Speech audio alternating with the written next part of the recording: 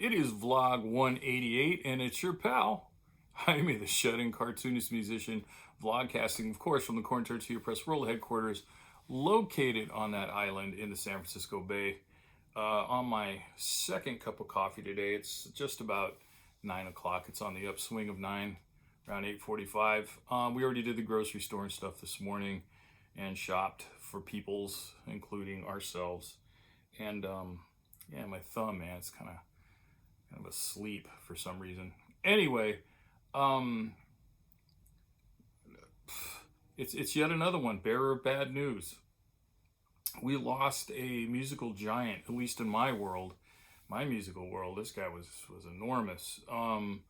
Francis Rocco Presita, the bass player, original bass player too, from Tower Power, one of my absolute favorite bands ever, growing up and all that. These guys were the benchmark as a kid growing up. Me and all my little musical pals, even the older guys that we used to, tag along with and admire, all agreed T.O.P. set the standard. Tower of Power was the benchmark of musicianship. And Francis finally passed away, succumbed. I think he was 69. He's a Californian. I think he's from Sonora, California originally. But in the late 60s, he was in Oakland. And I think it was Emilio Castillo, who still heads up T.O.P., had him switch from guitar to bass. So, like my friend Kevin Lee, Kevin's first band was my third or fourth band with my friend Arturo, and Kevin was playing guitar, and so Art and him were playing guitar. I was kind of drumming until we finally got a drummer because I couldn't drum and sing all the songs at the same time. And then I became the singer. But anyway, yeah, Art had Kevin said, dude, you should get a bass and we can just go play out right now and just start playing bass. To this day, Kevin says the best decision, the best advice he'd ever had. He's a phenomenal bassist, and I'm honored to call him a pal and be able to play with him when COVID isn't going. And we were just on the phone with our drummer, Curtis Cirillo. We were all going around and around. Curtis is the one that alerted us to Rocco's passing. The coffee today, by the way, it's the final second bag of that Stumptown. And since it was the remnants of the beans, I keep in a container. There was some of the Major Dickinson mixed in with it. So it's a little blend today. It's actually quite delightful.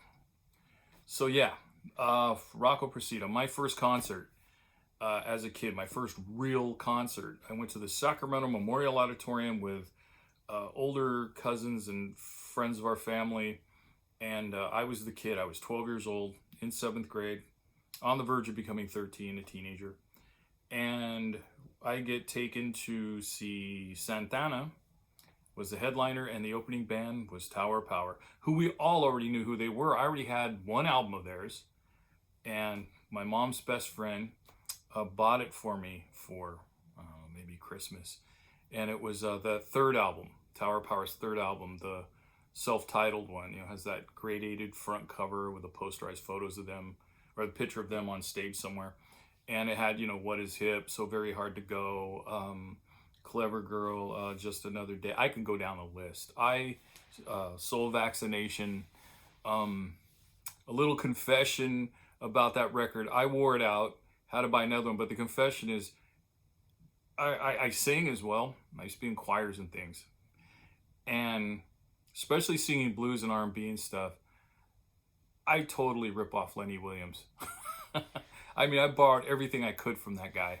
He was my favorite T.O.P. singer. Nothing against Rick Stevens, but everything was Lenny Williams. But I'll tell you, getting back to Rocco, man, what a bass player. And when they came out, when they hit at the auditorium that evening, it just blew my little mind. I was a drummer back then, and an aspiring drummer, to be somewhere around Dave Garibaldi's level, or at least Clyde Stubblefield or somebody.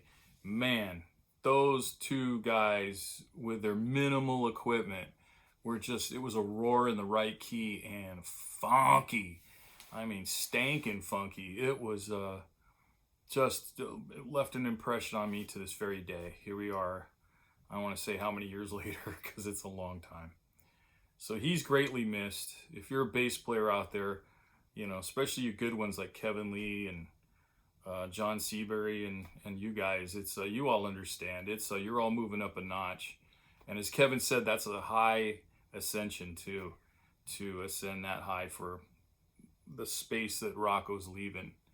And yeah, that's going to be it for me today. Obviously, I will be listening to Tower of Power, which isn't too much different. I mean, I revisit them often, and I like to have a fair mix of new music and old music, stuff I've never heard before, new stuff. I mean, and I also like to get old stuff too. That as bands that have been around or artists that have been around for maybe 10 years or so, but I never listened to their music, so I delve in and see if I dig it or not. And then, of course, you get all the nuggets in. And today it's going to be the old chestnuts of Tower Power. So rest in power, Rocco. You were great. And thank you kindly. Thank you, everybody, for joining me today. Tomorrow, I hope it's not as somber. Oh, yes, I was also told Helen Reddy also passed away. Now, before, you know, because we're in the cancel culture and everybody's so triggered, I have nothing against Helen Reddy. I just didn't dig her music. But the fact that she died isn't cool. I'm not happy about that. I had nothing against her. I mean, she was an artist. You know, clearly she had a niche and she filled it and did it well. So, you know, may she rest in power as well. All right, everybody, if you're going to go out today, mask up. Don't forget to wash and sanitize your hands. Let's keep in mind to keep away from people, but be kind to those people and be kind to yourself as well. Don't forget to subscribe if you wish. And I'll see you guys next time. Thanks for joining me.